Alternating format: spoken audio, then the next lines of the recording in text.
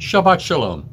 I'm Cantor David Proser from Kempsville Conservative Synagogue, Kehillah Bet HaMidrash, and this is our Torah portion reading for the Shabbat of Saturday, June 12, 2021, corresponding to the Hebrew date, the 2nd of Tammuz in the year 5781.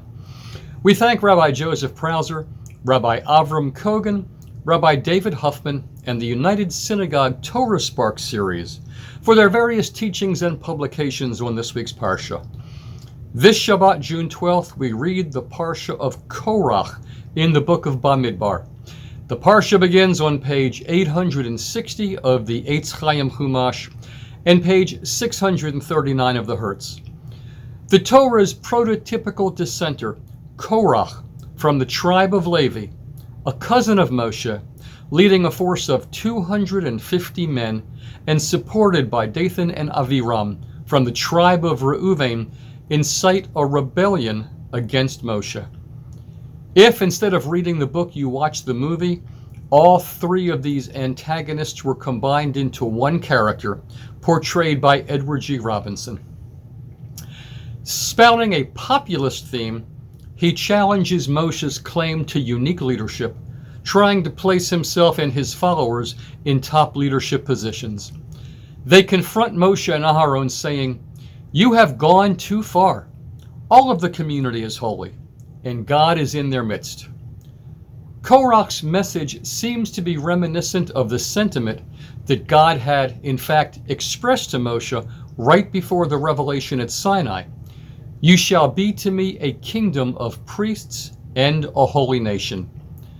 Many commentators suggest that the key to unlocking the meaning of the challenge that Korach presents is revealed when we read the commandment that immediately precedes this narrative in the Torah. "Speak to the Israelite people," we read last week, "and instruct them to make for themselves fringes on the corners of their garments throughout the ages. They shall be your fringe.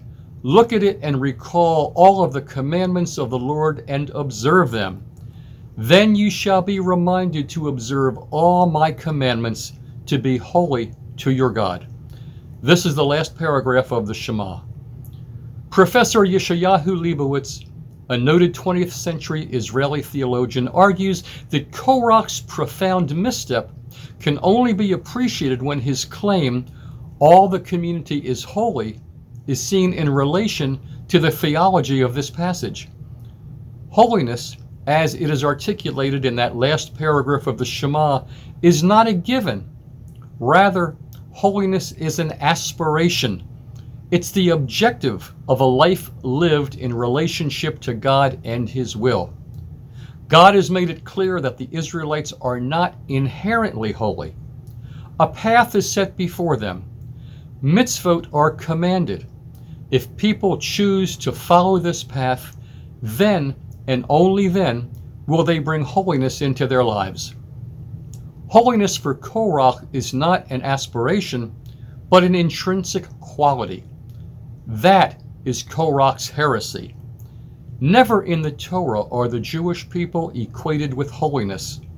Instead, they are given the possibility of holiness. Kedoshim tihiyu. You shall be holy. Holiness is always a goal, never a fact. Getting back to the narrative, Moshe challenges his detractors to a cultic confrontation. Both the rebels and Aharon are to bring offerings of incense on fire pans. Moshe explains that the man whom the Lord chooses, he shall be the Holy One. After Korach gathers the community to witness the decisive event, a frustrated God threatens to destroy the entire nation. Moshe again intervenes, praying, "God, source of the breath of all flesh, when one man sins, will you be wrathful with the whole community?" God relents, ordering Moshe to instruct the Israelites to distance themselves from Korach's band. In accordance with Moshe's explicit warning, the earth opens up and swallows Korach, his ringleaders, and their households. Fire consumes the rebels offering the incense, and the horrified and panicked community of Israel flees in fear. Eleazar, son of Aharon, collects the fire pans that the rebels had used from among the charred remains. Even though unauthorized, they are now deemed sacred. Although their incense had not been accepted by God, these pans still had been sanctified so that they could not be simply discarded. The pans are to be used to cover the altar as a reminder of the terrible consequences of this or of similar uprisings. Despite the vindication of Moshe and the dire fate of the detractors, the Israelites continue to murmur, to complain about Moshe and Aharon. This ill-advised sedition is met with more divine wrath. 14,700 Israelites perish in a punitive plague, which is curtailed by Aaron's expiatory intercession. Further divine proof is offered to substantiate the leadership of Moshe and Aharon. 12 staffs are provided, each inscribed with the name of a tribal chieftain. One staff is inscribed with Aharon's name. They're left in the Mishkan overnight. Aharon's staff miraculously sprouts, produces blossoms, and bears almonds. It's placed beside the ark as a reminder to other would-be rebels. The Levites and priests are charged specifically with all that pertains to the sacred precincts and with the responsibility of keeping unauthorized parties from compromising its sanctity. The final chapter of our Parsha deals with the manner in which the Levites and the Kohanim were to be compensated for their ritual services. Their sacred mission is rewarded with a number of perks. Tithes and other gifts were to serve as the source of sustenance for these religious functionaries. The Haftorah for this Shabbat is from the book of 1 Samuel, verses 11:14 to 12:22, beginning on page 877 of the Eitz Chaim Chumash and page 649 of the Hertz. In today's Torah reading, the rebels Dathan and Aviram flouted and insulted Moshe. In response, Moshe defends himself to God. In the Haftorah, Samuel also has to defend his conduct before the people after they reject his leadership in favor of the appointment of a king. Both leaders epitomize their role in terms of justice and respect for the property of others.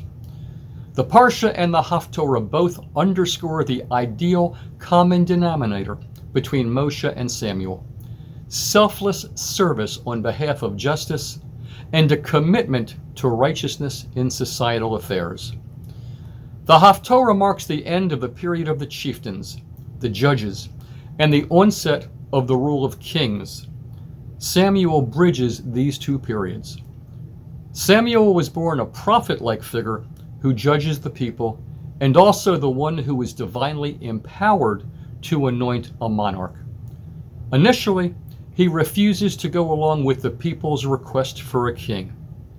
This was not from any political consideration. Rather, for Samuel, the shift from theocracy to monarchy was a betrayal of God and divine rule. Only God's support for the people's request changed his mind.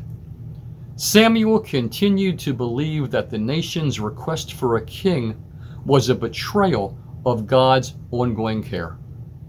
Nevertheless, he eventually reassures them that the Lord will never abandon his people, seeing that the Lord undertook to make you his people. The Haftorah ends with this message of hope. Shabbat Shalom, good Shabbos. Thank you for watching. Please subscribe, like, hit the notification bell so you know when we post new content, and feel free to leave comments below. Shabbat Shalom.